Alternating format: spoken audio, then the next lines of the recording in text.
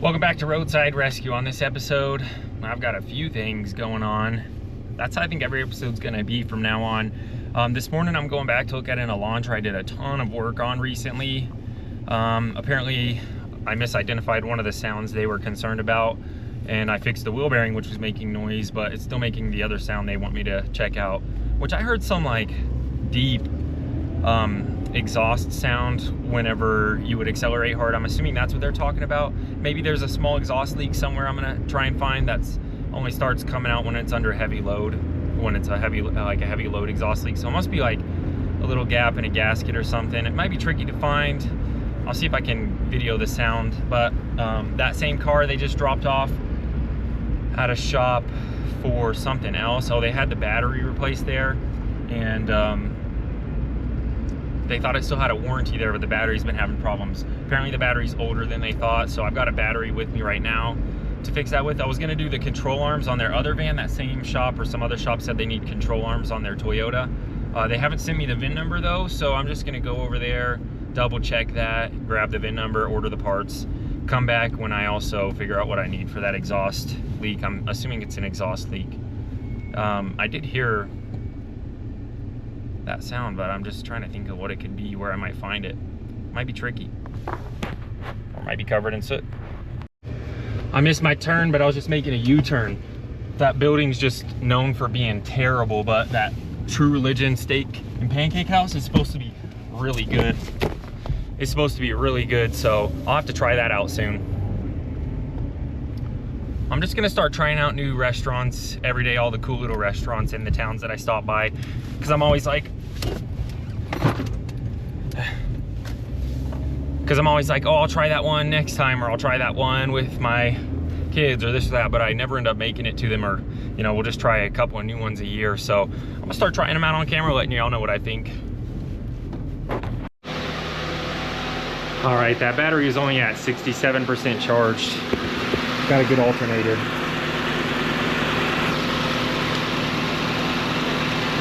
that?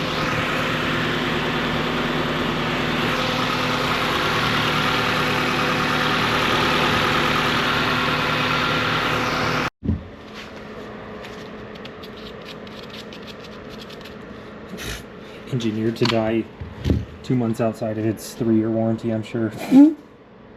Goodness. What a joke. I got a good battery here. This one feels heavier. Oh, it's in the back of my car. Yeah, this AAA battery doesn't feel like it's as heavy as the other one, I'll tell you that much.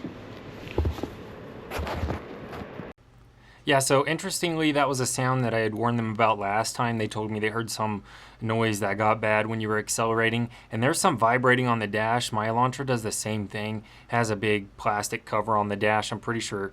Well, it's not that, because you can put your hand on it, it doesn't stop. It's something inside the dash that you can't get to stop vibrating, but it does the same thing on my Elantra, and I reconfirmed with them. We took it on a test drive together. That's the sound they were worried about. I can't do much to fix that though. Mechanically though, I did fix everything else. This car is going to run great for a few more years.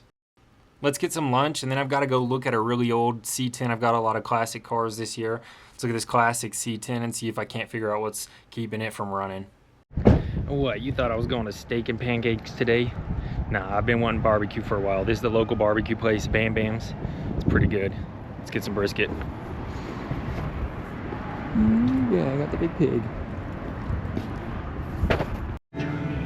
All right, this brisket's pretty good. I don't know why it looks dry right here. It's not dry at all. It's pretty soft and juicy. All right, pretty good barbecue. Let's go figure out what's going on with this C10. I gotta stop by the parts store, pick up some more stuff too. I placed an order last night, but when I place an order when the normal commercial guy isn't there, they never get actually placed, because I just send them to the store and then they order everything for me. And then I've got to do probably some oils and stuff on one of my newer cars. Also picked up a new project.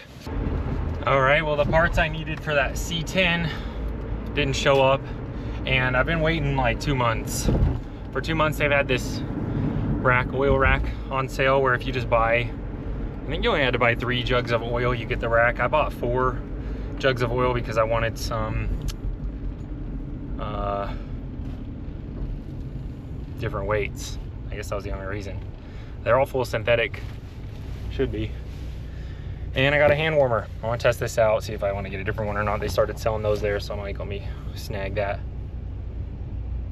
Also, the parts I was gonna get for that C10, I don't know if I already said that, they weren't there. So I'm gonna go set this up and fluids on the Ford 500. It's been needing an oil change for about a week now. All right, turned out good. My goal for this week is to get another project running and sold.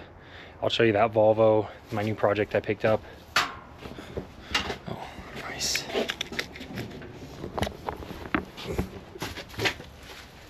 Well, here's my oil rack. Looks good.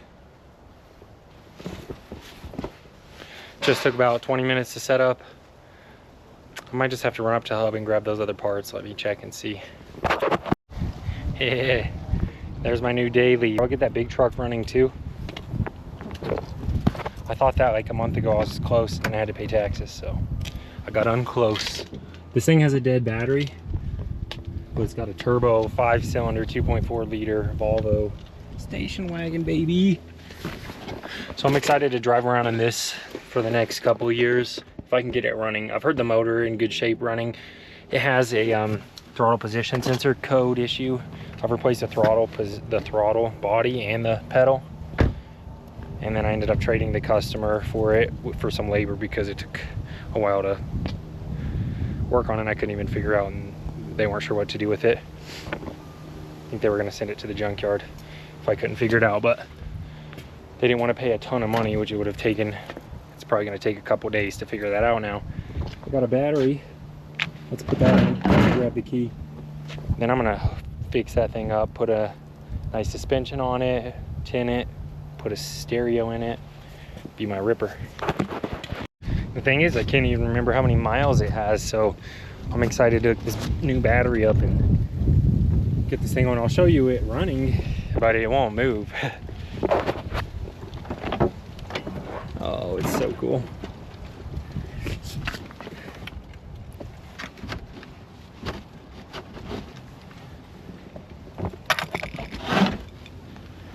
Battery in here somewhere. Of course it's hidden. Real wood, baby. Okay, I was looking on the wrong side. That's what I was assuming, that this battery was dead. It's still plugged up, so it's just gonna be dead. What I figured.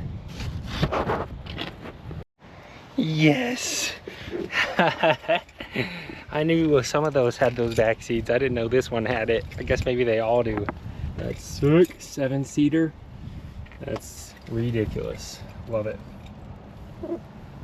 It's clean too. 2001. Where's your duck?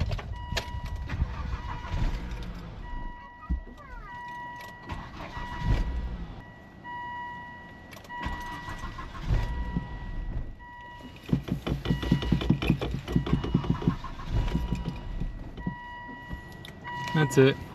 250,000 miles. Some electrical problem. I'm pretty sure it's just electrical. Could be like fuel, you know. Could sometimes sound like that, but it's been 4 or 5 months since I looked at this. Pretty sure I tested for fuel. It wasn't that. All right, I'm here with that C10. I should have a rebuilt distributor. I haven't even checked it though. Let's get started. Well, it looked like the cylinders had been honed at least. I'm guessing that motor had a rebuild. I asked the guy, he said probably. He wasn't sure. If so, they didn't repaint it or anything, and it's got those classic leaks that you can't tell either way. Well, I got that distributor set in there. The cap and rotor were burnt, so I ordered a new one of those.